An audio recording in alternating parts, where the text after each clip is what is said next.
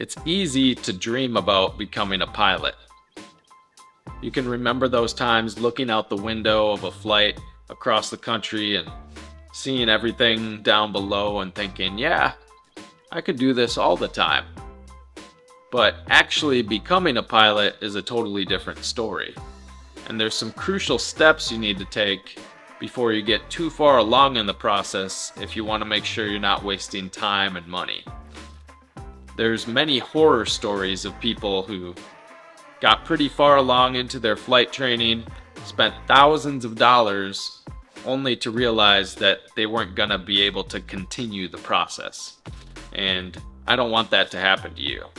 So in this video, I'm gonna go through a few crucial steps you can take to at least reduce the risk of that happening.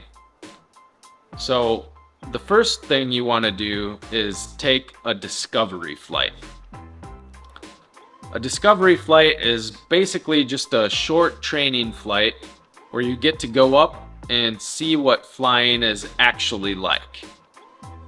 When you're on the ground, it can be easy to imagine what it would be like and to imagine how good it will feel to be flying.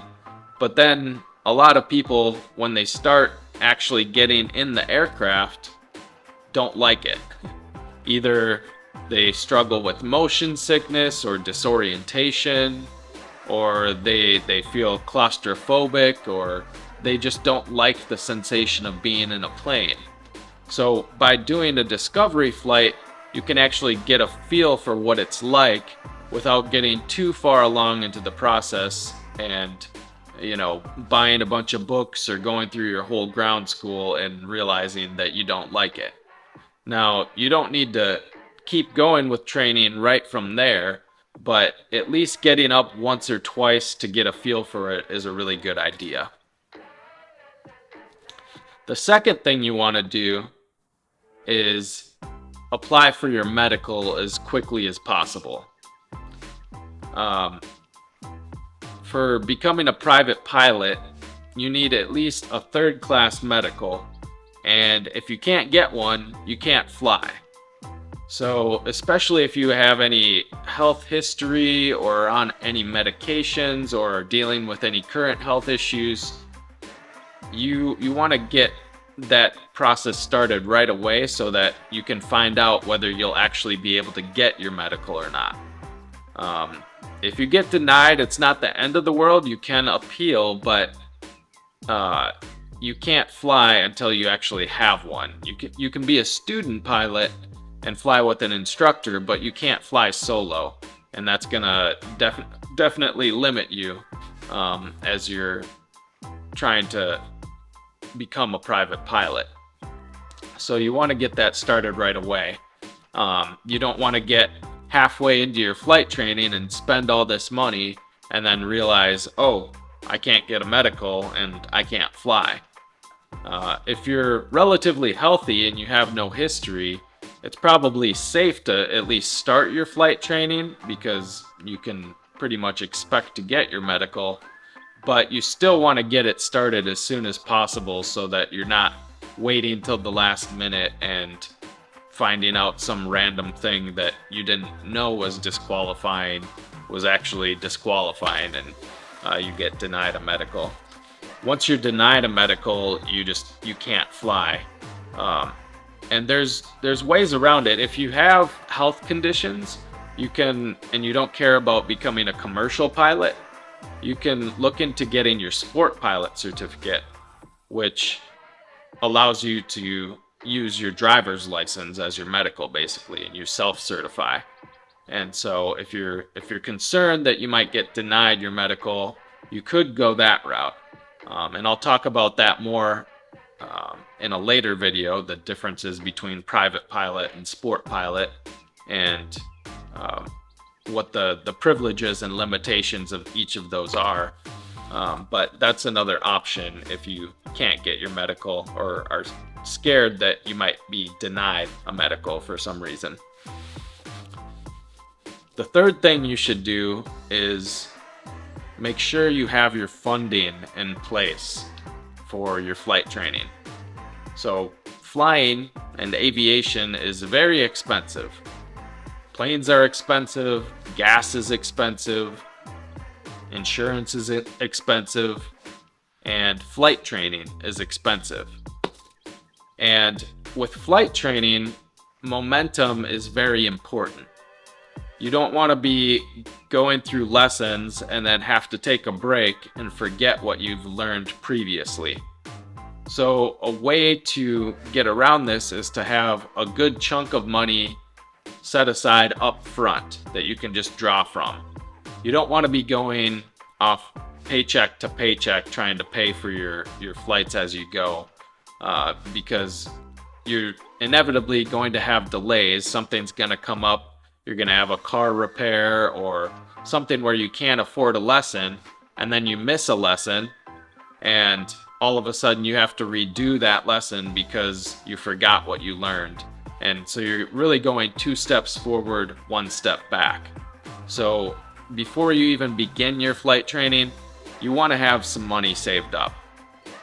And that's going to help you to maintain that momentum and fly as much as you can. Really, the quicker you can get through your flight training, the more you can fly, the better it's going to go, and you're going to ultimately save money and time because you're not going to have to repeat stuff. So that brings me to the 4th crucial step that you should do before beginning your flight training, and that's to pick a good ground school. So the reason you want to pick a good ground school is similar to why you want to have money saved up in some sense. It's because if you can learn all of the aeronautical knowledge you need before you start flight training, it's going to help you to move through your flight training quicker. You're going to be able to pick things up in the aircraft a lot easier than someone who's never looked at the aeronautical knowledge, because you're going to have some familiarity with what's going on. You're going to have familiarity with how the plane works, how the systems work, how the instruments work. You're going to understand weather a little better, and you're not going to have to think about that as much as you're trying to learn how to actually fly the aircraft. So it's going to save you time and money in that sense. It's also good because you want to learn as much as you can before you start your flight training, because flight training itself is a very intensive process. So there's tons of stuff you need to learn while you're flight training.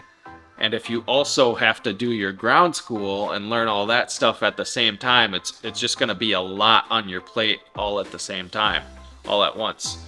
So if you can learn your aeronautical knowledge ahead of time, then you won't have to divide your attention while you're doing your flight training. You can focus more on the skills and the things you're learning in the cockpit. So those are some reasons to pick a good ground school and start that early. I'll go more into when you should start ground school and how to do that in a later video, but that's just one of the things you want to do before you get too far along in the process. You want to begin ground school and start learning right away. So a good way you could do it is you could apply for your medical and then start your ground school portion of things and start learning all of that. You can even take your knowledge test if you get to that point, and then once you get your medical, then you can begin your flight training. So that's one way you could do that. But again, I'll talk about that more in another video. But those are the 4 crucial steps that you should take before you even begin thinking about flight training. You want to make sure that you're set up so that you actually can become a pilot. I'm not here to crush people's dreams. I think you should set big goals, and you should strive for really cool achievements and go after your dreams, but you also want to do it in a practical way. and not just a pie in the sky sort of thing. You want to have tangible things in place so that you can do it properly and actually achieve those goals that you have. So I hope this video helps. We'll see you in the sky.